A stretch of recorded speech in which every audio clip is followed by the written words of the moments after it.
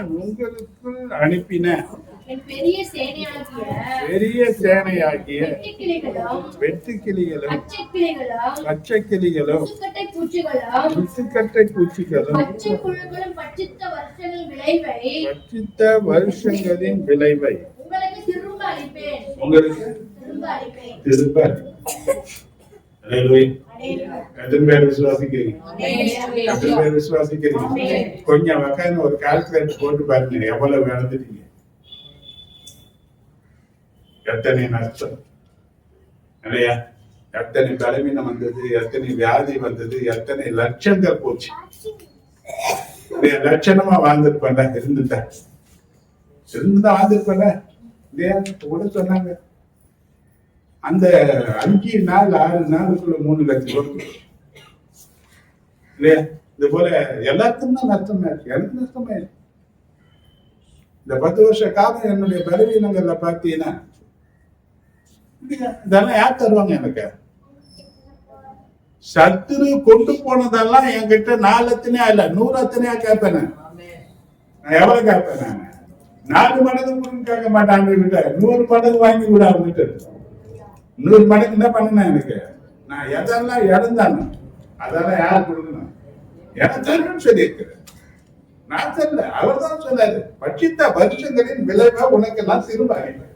எதெல்லாம் இழந்து போன, எதெல்லாம் உனக்கு நஷ்டமா போச்சு, எதெல்லாம் நீ அனுபவிக்காம போன, எதெல்லாம் துக்கத்துக்குள்ள போன, எப்படியெல்லாம் மாறி போச்சு வாழ்க்கையில. கவனிச்சு பாருங்க.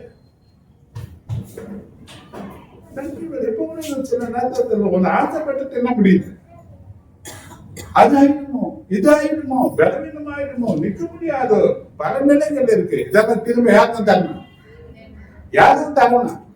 அப்ப இதான் வாக்கு தத்துவம். என்ன பண்ணுங்க? எத்தனை பேர் கேட்க போறீங்க? ஆண்டவர்கிட்ட நீ சொன்னீர் ஆண்டவரே, பொய் சொல்வதற்கு யார் கிடையாது, மனுஷன் அல்ல. ஏதோ என்னை ஆறுதல்படுத்துவதற்கோ, ஏதோ என்னை தேர்த்தி பலப்படுத்துவதற்கோ, என்ன ஏதோ சமாதானப்படுத்துறதுக்காக பேசின வார்த்தைகள் அல்ல. இது மெய்யான தேவனுடைய வார்த்தை. அவர் பொய் சொல்ல மனுஷன் கிடையாது. அவர் என்ன சும்மா முகஸ்துதி பண்ண வேண்டிய அவசியம் அவருக்கு கிடையாது. அவர் செய்வேன்னு சொன்னார்னா அதை தடுக்க எவனாதி முடியாது. விசுவாசம் நமக்குள்ள பெருகணும். ஒவ்வொரு நாளும் தேவ சமூகத்தில் அவர் அழைத்தினே இருக்கணும். நீ தருவன் சொன்ன காரியத்தை எனக்கு என்ன பண்ணுங்க, எனக்கு என்ன பண்ணுங்க இல்லையா? அப்படித்தானே? அப்ப ஆண்டவர் முதல் வாரம் சொன்னாரு, சம்பூரணமான ஆசீர்வாதத்தை உனக்கு நான் தருவேன். அப்ப எவ்வளவு குறைகள் இல்லையா? இன்னைக்கு ஆகாரத்துல இருந்து, வருமானத்துல இருந்து, அன்புல இருந்து பல குறைகள் நம்முடைய வாழ்க்கையில இருக்கு. ஆளுக்குரிய குறை இருக்கு, பல பிரச்சனைகள் குறை குறை குறை குறை குறை குறை. ஆனா ஆண்டவர் சொன்னாரு, இந்த வருஷத்துல உனக்கு நான் என்ன பண்ண போறேன்? சம்பூரணமான நன்மையை தரப்போறேன், சம்பூரணமான ஆசீர்வாதங்களை தரப்போறேன். நான் எப்படி தரப்போறேன்? எத்தனை பேர் நம்புறீங்க? எத்தனை பேர் விசுவாசிக்கிறீங்க? திரும்ப திரும்ப இந்த வார்த்தைகளை தேவ சமூகத்துல போய் சொல்லு. சொன்னீரே ஆண்டவரே, நீர் எனக்கு சொன்னீரே, சபைக்கு சொல்றாரு ஆண்டவர். யாருதான் சொல்ற? அப்ப ஒரு மனுஷனுக்கு தனிப்பட்ட ஒரு மனுஷன் கிடையாது. சில பேர் என்ன பண்ண தெரியுமா? இது உனக்கு தான் பேசுறாரு, இது உனக்கு தான் பேசுறாரு, எல்லாருக்கும் தான் பேசுறாரு ஆண்டவர். எனக்கும் சேர்த்து பேசுற, எனக்கும் சேர்த்துதான் வார்த்தை. இது என்னையும் பிரிச்சுக்க முடியாது. சொல்ற வார்த்தை உன்னை குற்றப்படுத்துன்னா என்னையும் தான் குற்றப்படுத்து. அப்ப நான் உன்னை குற்றப்படுத்திட்டு நான் என்ன நீதிமான் ஆக்க முடியாது. இந்த சபையில நானும் ஒரு அங்கதான். அப்ப ஆண்டவர் சொல்றாரு, சம்பூரணத்தினால பத்தனை வாசித்து பாருங்க. யோவேல் 2:27 வாசிங்க, 25, 26 வாசிங்க. நீங்கள் சம்பூரணமாய் சாப்பிட்டு போதும். எப்படி எப்படி சாப்பிடுவாங்க? அப்ப சம்பூரணமான, நிறைவான, குறைவற்றதான ஒரு ஆசீர்வாதத்தை நம்ம கடந்த காலங்களில் இழந்து போனோம். கடந்த காலத்துல இழந்து போனோம். எவ்வளவு நெருக்கங்கள், பிரச்சனைகள், போராட்டங்கள், இக்கட்டுகள், தேவைகள், பலவீனங்கள், பலவிதமான இழப்புகள் என்ற நிலைகளில எதையோ இழந்து போயிடும். நம்ம எவ்வளவு தரிசனங்கள் இருந்தது, எத்தனையோ ஆசீர்வாதங்கள் கிடைக்கின்ற நிலையில இருந்தது. ஆனால் அதையெல்லாம் ஒரு மேகம் போல பறந்து வராமல் போயிடுச்சு இல்லையா? அந்த ஒவ்வொரு வருஷத்தை கடந்து வந்துட்டோம். தேவனுடைய கிருபையில கடந்துன்னு சொன்னாலும் இந்த வருஷத்துல ஆண்டவர் சொன்னாரு, நான் உனக்கு அந்த திரும்ப இந்த வருஷத்துல நான் உனக்கு அதை திரும்ப நான் கொடுத்தேன். அப்ப முதல் வாரத்தில் நாம் பார்த்தோம், சம்பூரணமான ஆசீர்வாதங்களை உங்களுக்கு தருவேன், குறையில்லாத ஒரு நிறைவை உங்களுக்கு தருவேன், உன்னை மேன்மையான ஆசீர்வாதங்களை நான் நிரப்புவேன் சொல்லி சொன்னாரு. 2ஆம் வாரம் பேசுறாரு, நீ திருப்தி அடைவாய். நீ என்ன பண்ணுவ? மனுஷ வாழ்க்கையில திருப்தி என்பது கேள்விக்குறி. கண்கள் திருப்தி ஆகுது கிடையாதுன்னு சொல்றாரு, மனக்கு கற்பம் திருப்தி ஆகுதுன்னு சொன்னாரு, அக்கினியும் திருப்தி ஆகுதே கிடையாதுன்னு சொல்றாரு. இப்ப நம்ம கண் என்ன பண்றது? எவ்வளவு பார்க்கணும், காதுல எவ்வளவு கேட்கணும், ஒன்னும் திருப்தி ஆகுதே கிடையாது. ஆனா ஆண்டவர் சொன்னாரு, நான் உனக்கு திருப்தி ஆக்குறேன், நீ திருப்தியா இருப்ப. இந்த வருஷம் என்ன எதிர்பாருங்க, என்ன பண்ணுங்க, எவ்வளவு சம்பாதிச்சாலும் என்ன பண்ணல, ஓட்ட பையில போட்டா மாதிரியே போதும். ஓடினே இருக்கிறேன், கஷ்டப்பட்டுனே இருக்கிறேன், சாப்பிட முடியல, ராத்திரி 12 மணியில பார்த்தாலும் ஏதோ ஒரு வேலையில இருக்கிறேன். ஏன் இருக்கிறேன்னா அவ்வளவு தேவைகள். ஏன் போறோம் 12 மணிக்கு ஏங்க வேலைக்கு உடைக்கிறோம் ஓடி போய்? ஏன் 10 மணிக்கெல்லாம் வந்து படுத்துடக்கூடாதா? மற்றவங்களை போல ஆரோக்கியமா இருக்க எனக்கு நான் அதிகாரம் கிடையாதா?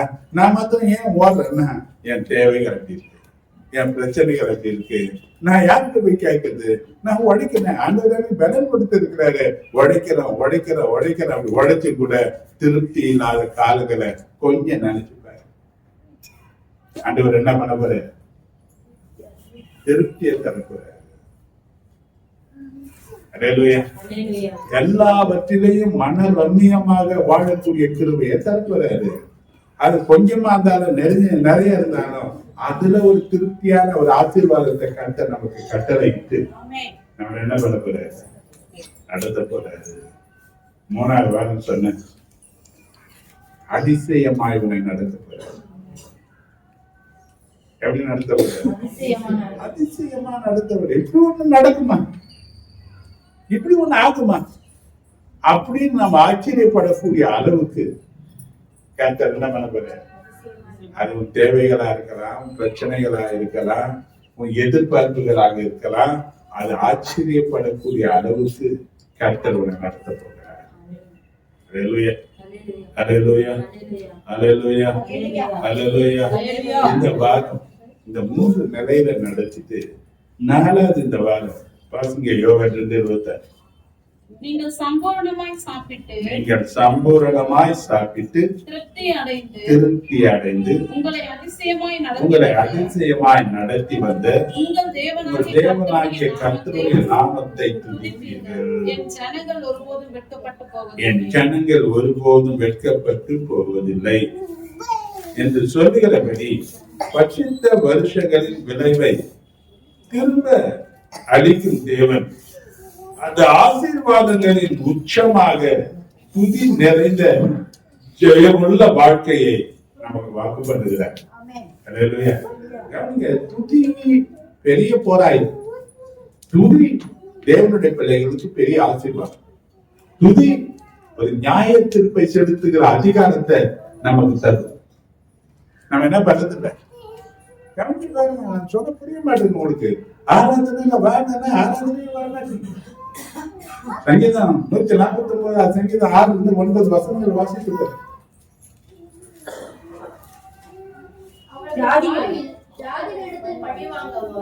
ஜாதிகளிடத்தில் பழி வாங்கவும் ஜனங்களை தண்டிக்கவும் அவருடைய ராஜாக்களை சங்கிலிகளினால் என் மக்களை இருப்பு விலங்குகளினால் கட்டவும் எழுதப்பட்ட நியாய தீர்ப்பை எத்தனை பேருக்கு நியாய தீர்ப்பை மற்றவங்களால செலுத்தணும்னு நினைக்கிறீங்க? எத்தனை பேர் சத்துருகளுக்கு நீதியை சரி கட்டணும்னு நினைக்கிறீங்க? எழுதப்பட்ட நியாய தீர்ப்பை அவர்கள் மேல் செலுத்தவும் அவர்கள் வாயில் கர்த்தரை உயர்த்தும் துதியும் அவர்கள் கையில் இருபுறமும் கருத்துள்ள பட்டயமும் இருக்கும். இந்த கணம் அவருடைய பரிசுத்தவான்கள் யாவருக்கும் யார்? நீ யாரு? அவருடைய பரிசுத்தவான்கள். இந்த கணம் யாருக்கு தராரு? யாருக்கு தெரியாது? உனக்கும் எனக்கும் தான். அல்லேலூயா. மற்றவங்க பாடுற பாட்டு எப்படியோ, ஆனா நீயும் நானும் பாடுற பாட்டு நியாயத்திற்கு கொண்டு வரும். சத்துருக்களை சிதறடிச்சிடும். சத்துருகளுக்கு நியாய தீர்ப்பை கொண்டு வந்துடும். உன் பார்வையிலிருந்து கர்த்தர் அவனை சிதறடிக்க செய்யும். ஆனா நம்ம என்ன பண்றது இல்லை? எனக்கு நெருக்கம் இருக்குது, பிரச்சனை இருக்கு, பலவீனங்கள் இருக்கு. ஒவ்வொரு நாளும் இருந்து என்னை விட்டு விடுவிக்கிறது இருக்கு. தேவனை துதிக்கிற துதியின் சத்தம் தான் ஆசீர்வாதத்தின் உச்சக்கட்டம். நான் என்ன பண்ணணும்? பார்த்தோம் சங்கீத தியானத்துல யோசாபாத்தினுடைய காரியத்தை பார்த்தோம். மகத்துவம் நிறைந்த கர்த்தரை துதிக்கிறதற்கு அவன் பாடகரை நிறுத்தினான். கவனிச்சு பாருங்க, ஒரு யுத்தம் நடக்குது, திரளான ஜனங்கள் கூடி வந்துட்டாங்க, எப்பக்கும் கூட்டம் இருக்குது, கடற்கரை மணலை போல எண்ண முடியாத அளவுக்கு சத்துருக்கள் வந்துட்டாங்க. இவன் சின்ன ஒரு கூட்டமா இருக்கிறான். அந்த ஜனங்களோட யுத்தம் பண்ண நினைக்கிறான். அங்க போர்ச்சுக்கு தேவனிடத்துல ஆலோசனை கேட்கிறான். ஆலோசனை கொடுக்கிறாரு. பாடகர்களுக்கு பாடகரை இருக்கு. நல்லா யோசனை பண்ணி பாருங்க. நல்லா ஈட்டியும் வாழும் கட்டிய வச்சு நிக்கிறாங்க. எதிரிக்க வெட்டிக்கிறாங்க. குதிரைகள் ஒட்டகங்களோடு நிக்கிறாங்க. ஆனா இவங்க தம்பூரும் மானத்தை வச்சுக்கிட்டு எங்க நிக்கிறாங்க? கொஞ்சம் அந்த யுத்தத்தை கொஞ்சம் நினைச்சு பாரு. 4 பேர் பாக்குறதுக்கு எப்படி இருக்காங்க? கொஞ்சம் நீ நல்ல நேச்சர்ல கொண்டு வாங்க. வசனத்தை எப்படி கொண்டு வாங்க? இப்போ அவங்க எல்லாம் எப்படிங்கிறாங்க? அந்த ஆவேசம், குதிரைகள், யுத்த குதிரைகள் எப்படி தெரியுமா இருக்கும்? பயங்கர ஆவேசமா இருக்கும். அதனுடைய கணிப்பெல்லாம் பாத்தீங்கன்னா பயங்கரமா இருக்கும். அப்ப யுத்த குதிரைகளோடு கூட யுத்த மனுஷர்கள், பராக்கிரமசாலிகள், சேனாதிபதிகளாக நிக்கிறாங்க. ஆனா இவன் என்ன பண்றான்? யாரை நிக்க வைக்கிறான்? பக்கத்துல பார்த்து சொல்லு, உன் பிரச்சனை அந்த எதிரிய வாழ்க்கை இருந்து துரத்துக்கு அவனை நிர்மலமாக்கு. பாடக்கூடிய பாடகர்களை முன்ன நிறுத்தி, அப்போ கர்த்தர் உனக்காக யுத்தம் பண்ணுவாரு. சும்மா உட்கார்ந்து ஜெயத்தை சுதந்திரி. கர்த்தர் கொடுக்கிற ஆலோசனை அதுதான். எது ஆலோசனை? வருதா, தலைவலி வருதா, சத்தமா உயர்த்தி ஒரு பாட்டு பாடுங்க. கர்த்தர் நல்லவர், இயேசு நல்லவர். சத்தமா பாடு. தலைவலி பறந்து போதா இல்லையா பாரு. நீ தலைவலிக்கு தலைவலிக்குதான் ஒன்னும் அதிகமா 10 மடங்கு அதிகமா வந்து.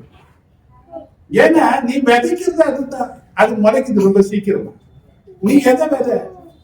கர்த்தருடைய பிரசன்னத்தை விதை, கர்த்தருடைய வல்லமையை விதை, கர்த்தருடைய நியாயத்திற்கு பாட்டுல விதை. அது உங்க வாழ்க்கை என்ன பண்ணும்? மைண்ட் பிரியாதா தானே நல்ல சத்தமா பாட முடியும். அப்ப டிஸ்டர்ப் பண்ற மைண்ட் என்ன பண்ணுங்க? வேத வஸ்திரம் என்ற கருக்குள்ள பட்டயமான பாட்டுக்காக அது வெட்டி தள்ளு. பிரச்சனை வெட்டி தள்ளுவதற்கு எதை பயன்படுத்து? அதுதான் ஜெயமுள்ள வாழ்க்கை. உன்னை ஜெயத்துல நடத்து. பயமான கிரியைகளை எல்லாம் அப்புறப்படுத்தி ஜெயமுள்ள ஒரு ஆசீர்வாதத்திற்கு நடத்துவதற்கு துதியை கர்த்தர் வைத்தார். இன்னைக்கு துதிக்கிற கிருபையை தேவன் தம் பிள்ளைகளுக்கு கொடுத்தார். நீ துதிக்கும் போதெல்லாம் சங்கீதம் 22:3 சொல்லப்பட்டிருக்கு, தேவன் நடுவில் வருகிறார். அங்க வர அது வந்துட்டாலும் நம்ம சொல்லலாம். 8:31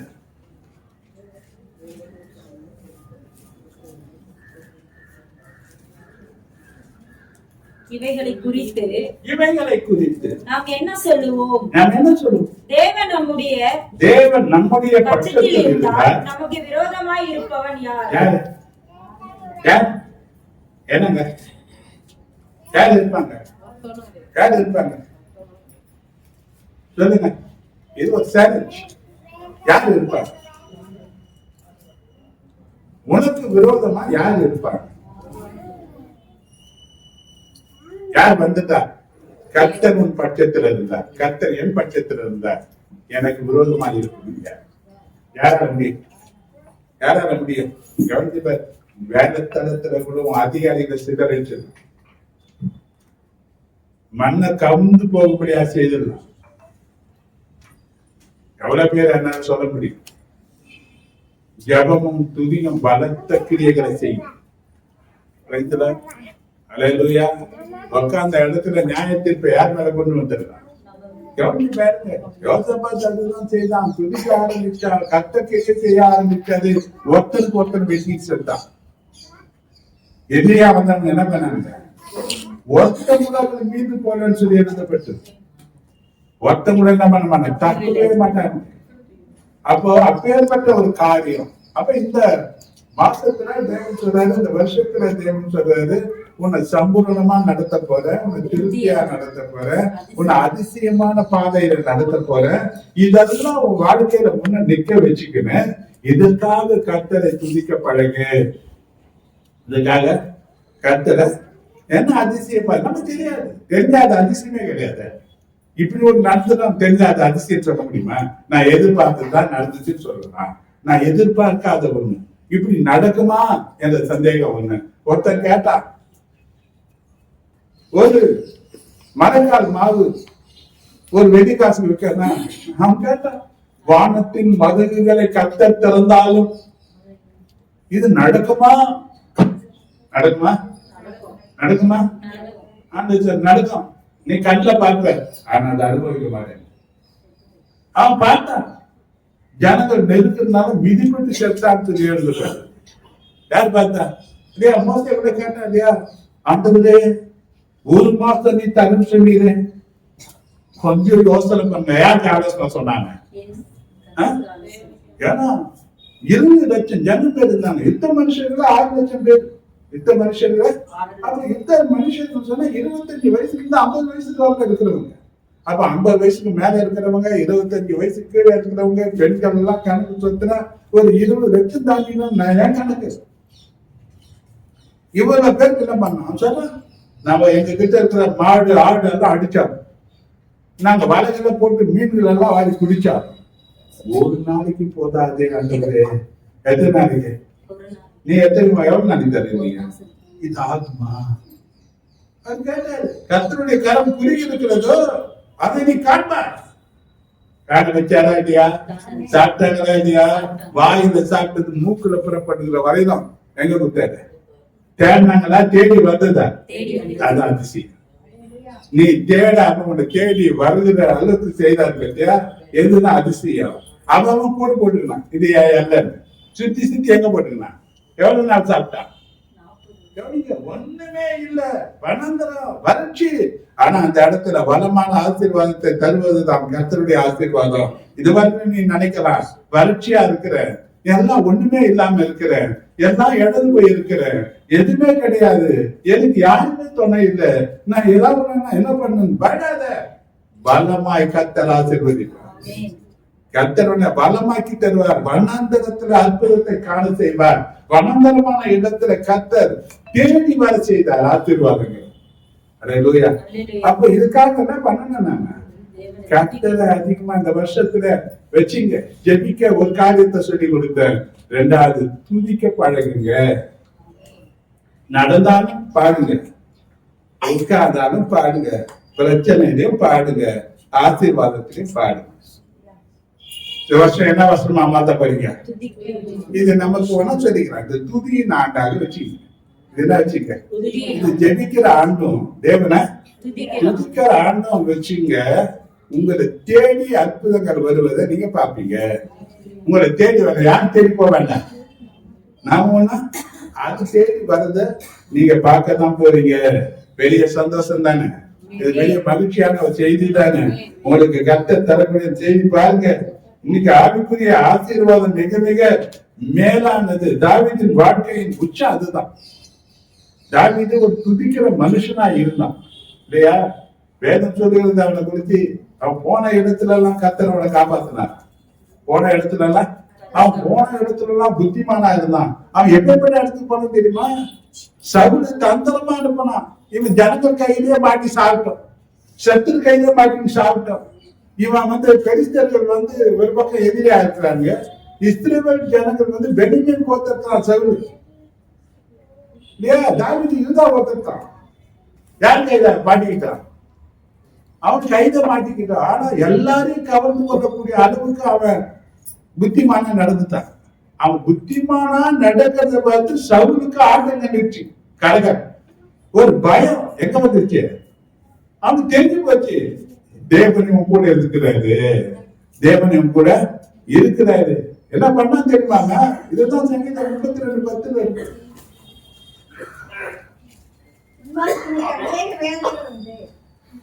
துன்மார்க்கனுக்கு அநேக வேதனைகள் உண்டு. கர்த்தரை நம்பி இருக்கிறவனையோ எது சூழ்ந்து கொள்ளும்? கிருபை சூழ்ந்து கொள்ளுமானார் உன்னை தாக்கக்கூடிய எந்த ஆயுதமும் அதுக்குள்ள நுழையவே முடியாது. அல்லேலூயா, அல்லேலூயா. அப்ப தாவீது சுற்றிலும் அவன் அதுதான் சொல்றான். சங்கீதம் 51 சங்கீதம் 3-4 வசனத்தை வாசிக்கிறார். என் மீறுதல்களை நான் அறிந்திருக்கிறேன். என் பாவம் எப்பொழுதும் எனக்கு முன்பாக நிற்கிறது. தேவரீர் ஒருவருக்கே விரோதமாக நான் பாவம் செய்து உமது கண்களுக்கு முன்பாக பொல்லாங்கானதை நடப்பித்தேன். நீர் பேசும்போது உம்முடைய நீதி விளங்கவும் நீர் நியாயத்திற்கும் பொழுது உம்முடைய பரிசுத்தம் விளங்கவும் இதை அறிக்கையிடுகிறேன். இதோ நான் துர்க்குணத்தினால் உருவானேன். சரி சரி, அந்த வசனம் கிடையாதுமா. 56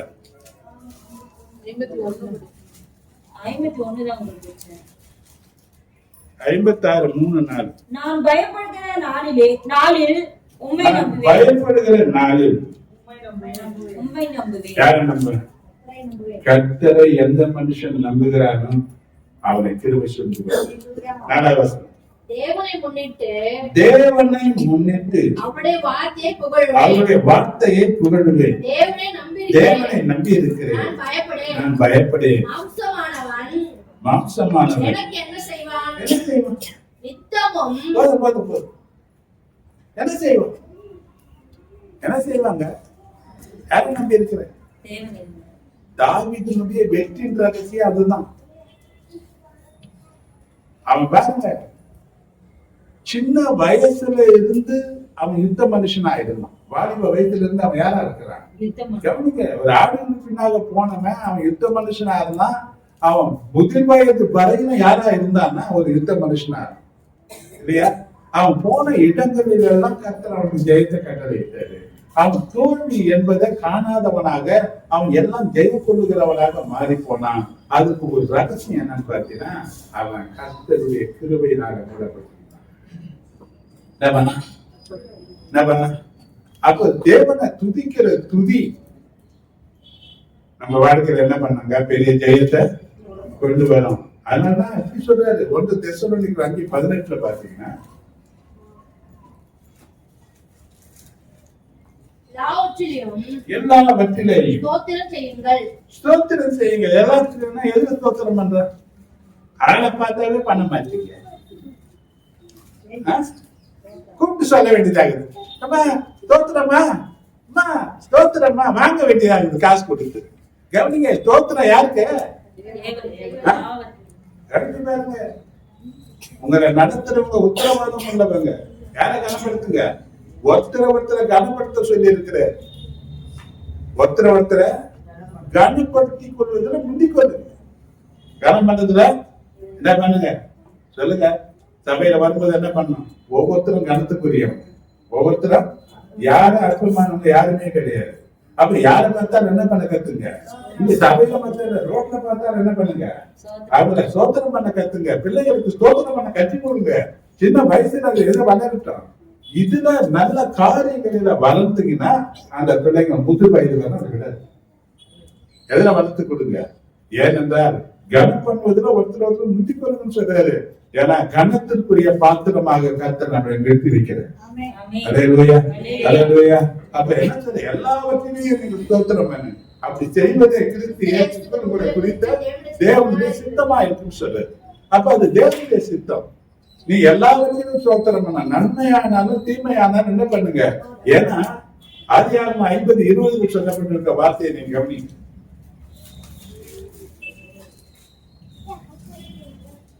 நீங்கள் எனக்கு தீமை செய்ய நினைத்தீர்கள். தேவனும் இப்பொழுது நடந்து வருகிறபடியே வெகு ஜனங்களை உயிரோடு காக்கும்படிக்கு வெகு ஜனங்களை உயிரோடு காக்கும்படிக்கு இதை நன்மையாக முடிய பண்ணினார். எதை நன்மையா முடிவு பண்ணாருங்க? ஹலோ, இந்த வசனம் எத்தனை பேர் புரியுது? தீமை செய்த தன் சகோதரர்களிடத்துல பேசலாம். இப்போ யாக்கோபு சேர்த்துட்டான்.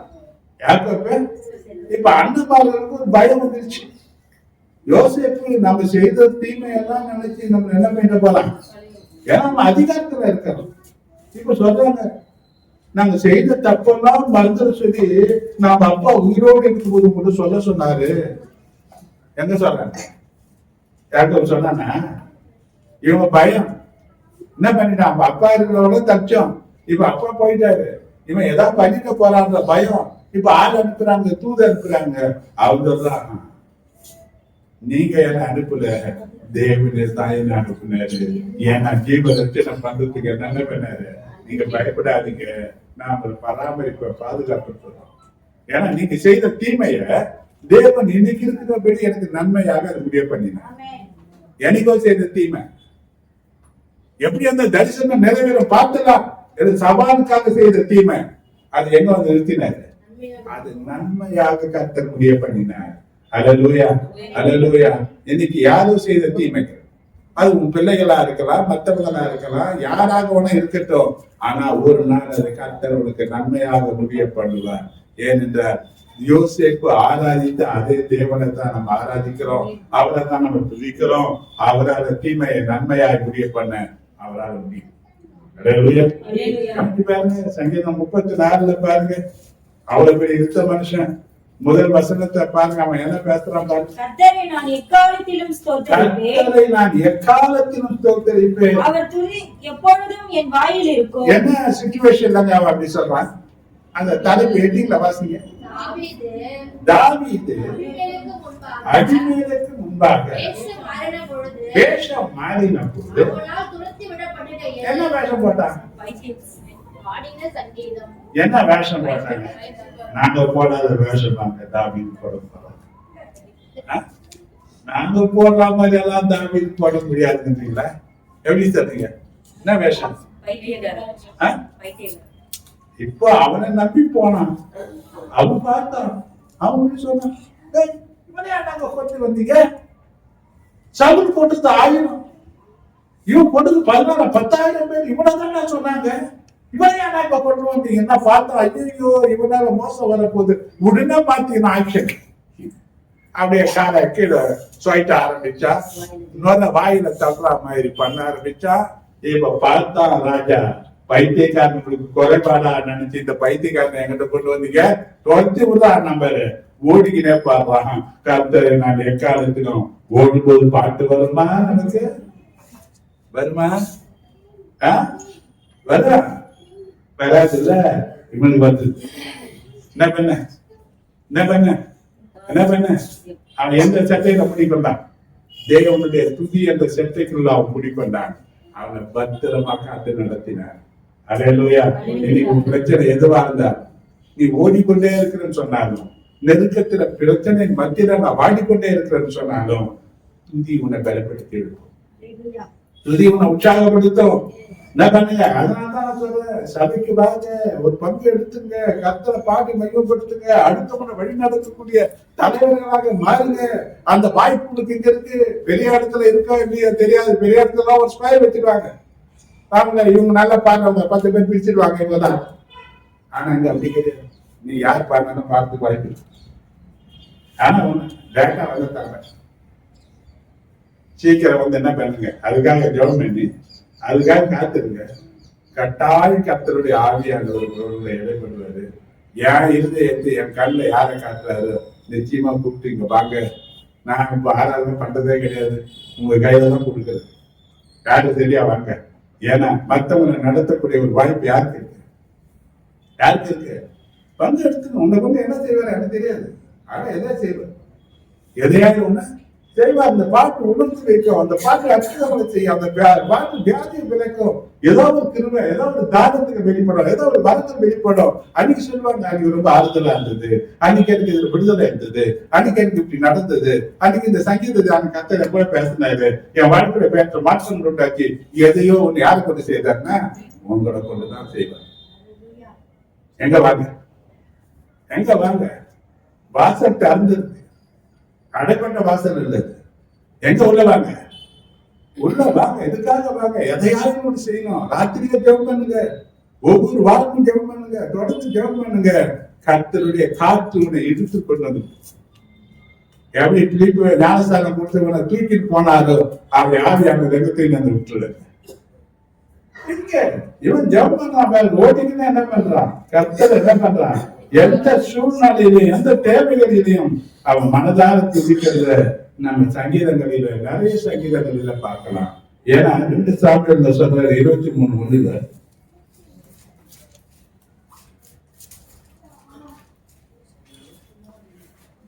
தாவீதினுடைய கடைசி வார்த்தைகள் மேன்மையாய் உயர்த்தப்பட்டு யாக்கோபுடைய தேவனால் அபிஷேகம் பெற்று இஸ்ரவேலின் சங்கீதங்களை இன்பமாய் பாடின. எப்படி பாடின?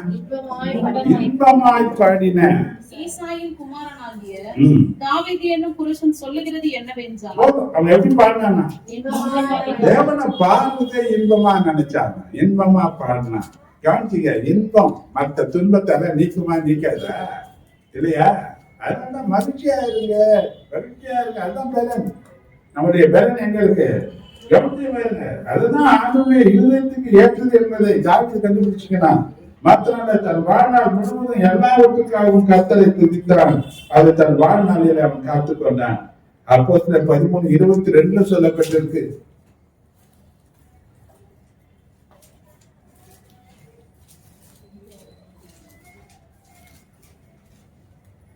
தாவீது என் இருதயத்துக்கு ஏற்றதாக கண்டேன். எனக்கு அவனை தள்ளி தாவீது அவர்களுக்கு ராஜாவை ஏற்படுத்தி ஈசாயின் குமாரனாகிய தாவீதை என் இருதயத்துக்கு ஏற்றவனாக கண்டேன். எனக்கு சித்தமானவர்கள் எல்லாம் அவன் செய்வான் என்று சாட்சியாக கொடுத்தார். ஏன் காரணம் என்னன்னு பாத்தீங்கன்னா, துதி நிறைந்த வாழ்க்கை, அதுவும் இக்கட்டான நேரத்திலேயும் ஆத்மா கலங்கக்கூடிய காரியங்களிலேயும் கர்த்தரின் மேல அன்பு கொண்டு துதித்த தாவீதின் வாழ்க்கை, அவன் வாழ்க்கையில இழந்து போனதை எல்லாம் பட்சித்த வருஷங்களின் விளைவை தேவன் திரும்ப தந்து அவனை ஆசீர்வதித்தார். கொஞ்ச காலம், எத்தனை வருஷ காலம் வாழ்த்து பாருங்க. அவர் ராஜா போது 30 வயசாக கிட்டத்தட்ட இருந்திருக்குன்னு நினைக்கிறேன். 7-40 வருஷம் ஆண்டார். 3000 தானத்து பொண்ணை கர்த்தருடைய ஆலயத்துக்காக கொடுத்தான். சுத்த பொண்ணு பொண்ணு. அப்பன்னு பாத்தீங்கன்னா ஒரு தானத்துன்றது 57.25 கிலோ. அப்ப அவன் 3000 தானத்துனா இவ்வளவு எதுக்கு சம்பாதிச்சான்? ஆடுக்கு பின்னால போயிருந்தவையா, வண்ணாந்தரத்துல அலைஞ்சிருந்தவையா, எந்த உறவு ஒட்டாத நிலையில வாழ்ந்தவையா, யாருக்கும் ஆகாத இந்த குடும்பத்தினாலேயே புறக்கணிக்கப்பட்டவனா வாழ்ந்தவன் இப்ப ஏற்பட்ட ஐஸ்வர்யம் உள்ளவனாக எப்படி மாறினாம? எப்படி மாறினாம? கொஞ்சம் சிந்தித்து பாருங்க. இந்த நம்ம புத்திக்கு எதிரேட்ட அப்படியாப்பட்ட ஒரு ஆசீர்வாதத்தை யாருக்கு கொடுத்தாரு? அவனுக்கு கொடுத்தாரு, அவன் பிள்ளைக்கு கொடுத்தாரு. கொடுத்தாரு ஐயா, ஏன் நமக்கு தரமாட்டாரா? நமக்கு தரமாட்டாரா? நம்ம பிள்ளைக்கு தரமாட்டாரா? தரமாட்டாரா? தருவாருன்னா துதிங்க, துதிங்க. அப்ப தாவீதின் குமாரனாக இயேசு கிறிஸ்து அதை கொடுக்கத்தால பரலோகத்தை விட்டு பூலோகத்துக்கு வந்தாரு இல்லையா? அதான் சொல்றாரு ரோமர் 8:32 தன் சொந்த குமாரன் பாரு எல்லாருக்காகவும் அவரை ஒப்பு கொடுத்தவர். அவரோடு கூட மற்ற எல்லாவற்றையும் நமக்கு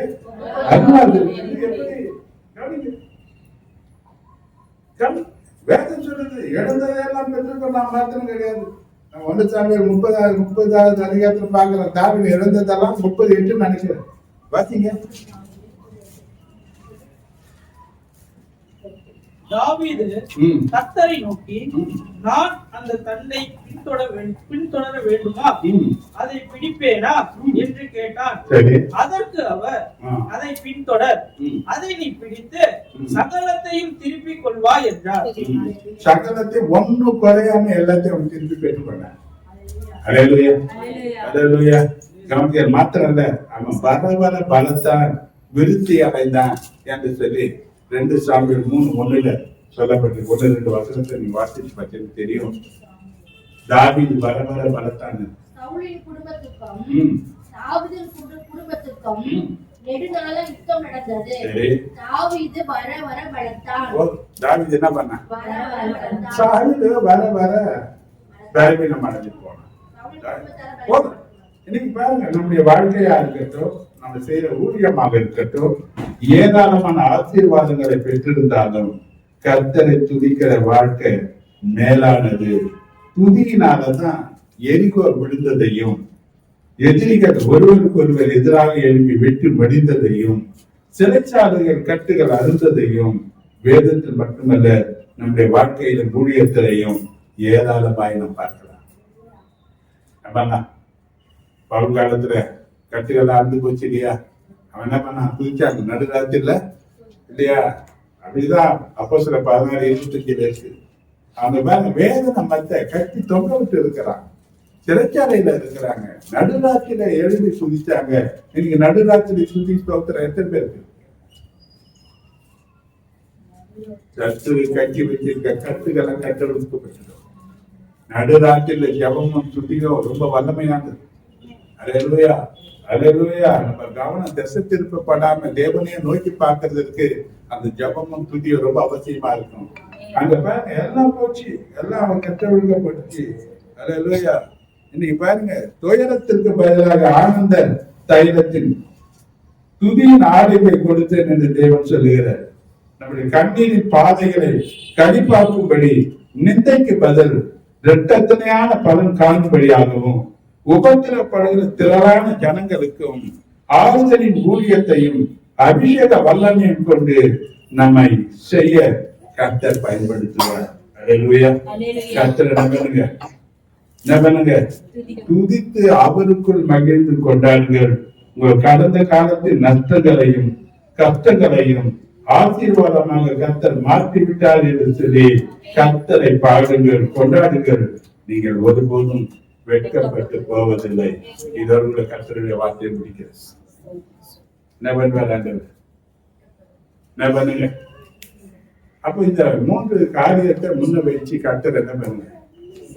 சம்பூரணமான ஒரு ஆசீர்வாதம், திருப்தியான ஒரு ஆசீர்வாதம், அதிசயமாய் நடத்த போகிறார் என்ற வாக்குறுதிக்காக தேவனை துதிக்க ஆரம்பிங்க.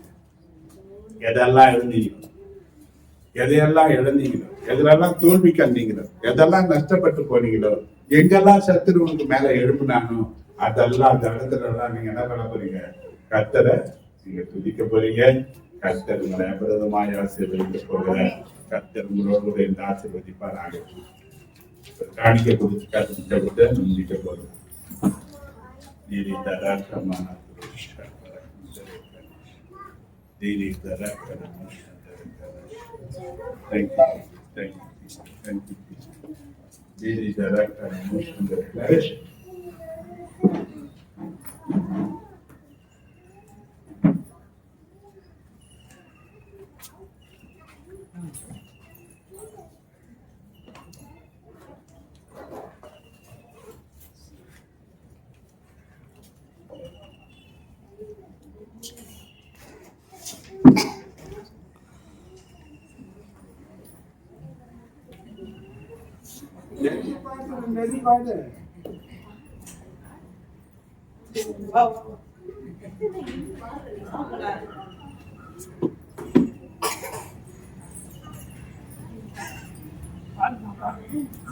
சந்தோஷமாயிருங்க, எப்பொழுதும் சந்தோஷமாயிருங்க.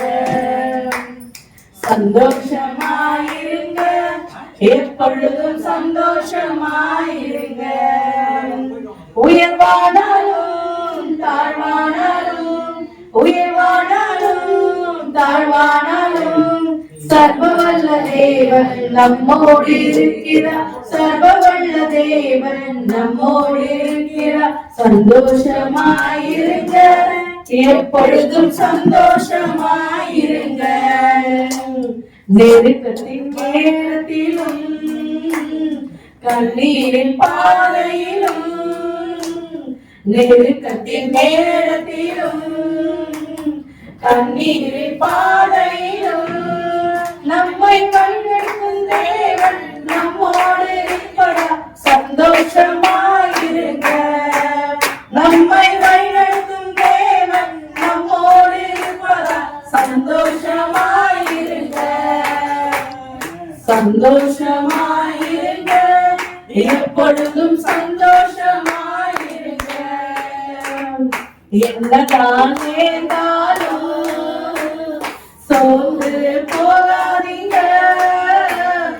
என்னதான் நேர்ந்தாலும் சோர்ந்து போகாதீங்க.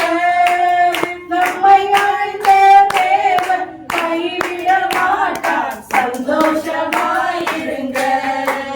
நம்மை அழைத்த தேவன் கைவிட மாட்டார். சந்தோஷமாயிருங்க. சந்தோஷமாயிருங்க, எப்பொழுதும் சந்தோஷமாயிருங்க. சந்தோஷமா இருப்பீங்களா? இரக்கத்தின் ஐஸ்வர்யமாகிய ஆண்டவரே, நாங்கள் உம்மை ஸ்தோத்திரிக்கிறோம். கூடுகையை நீர் ஆசீர்வதித்தபடியினாலே நன்றி. பங்கெடுத்த பிள்ளைகளுக்காக, கொடுத்த சாட்சிகளுக்காக, காணிக்கைகளுக்காக, தியானங்களுக்காக, செய்திக்காக நன்றி. தொடர்ந்து எங்களை வழிநடத்தி ஆசீர்வதி. இன்னைக்கு சொல்லப்பட்ட உங்களுடைய வார்த்தையின் ஆசீர்வாதங்கள் ஒவ்வொரு வேலையும் தங்கட்டும். சபை உயரட்டும். நாமும் ஜனங்கள் கருத துன்பத்திற்கு பதிலாக இரட்டத்தனையான மகிழ்ச்சியும் பலன் பெற்றுக் கொள்ளட்டும். ஆசீர்வதிங்க. கொடுத்த காணிக்கைகளை நீர் 1000 மடங்கு திரும்ப தந்து அவர்களை ஒன்றும் குறையில்லாமல் நடத்துங்க. எல்லாருக்கும் நீரை மையப்படும் இயேசு கிறிஸ்துவின் மேற்ற நாமத்தில் ஜெபிக்கிறோம். ஜீவனுடன் நடத்துகிறோம். ஆத்துமாவே